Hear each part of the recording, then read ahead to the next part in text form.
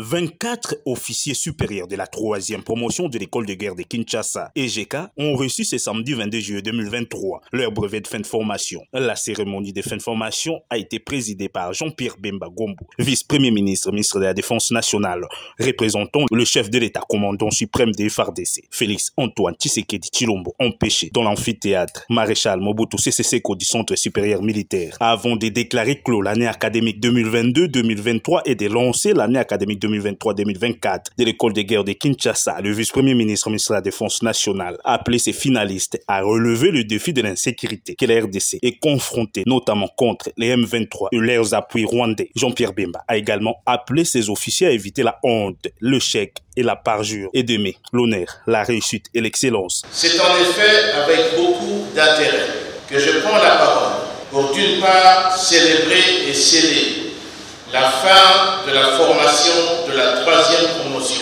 et d'autre part pour ouvrir la 4e promotion de l'école de guerre de Kinshasa.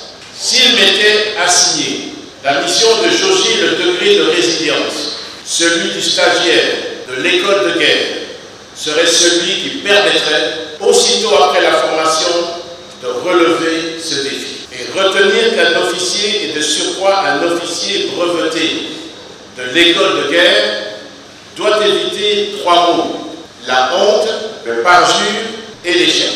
Elle doit aimer 3 vertus: l'honneur, la réussite et l'excellence.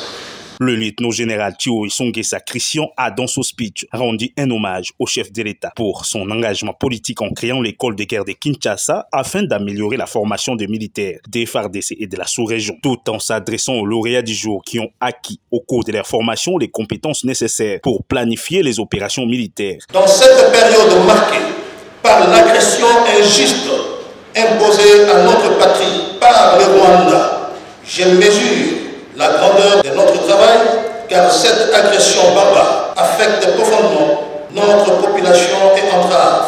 Messieurs les officiers congolais, soyez déterminés à mettre fin à cette injustice pour le bien-être de nos compatriotes civils et militaires tombés au fond de l'Est du pays. En sa qualité de parrain de la promotion, le lieutenant-général Bouamounda Toumba Franck, chef de la maison militaire du chef de l'État, a dans son mot appelé ses officiers supérieurs qui seront bientôt déployés dans le terrain des opérations d'aimer les hommes qui seront mis à leur disposition et d'être proches de ceux-ci pour la bonne marche des opérations. Aujourd'hui, vous êtes les meilleurs.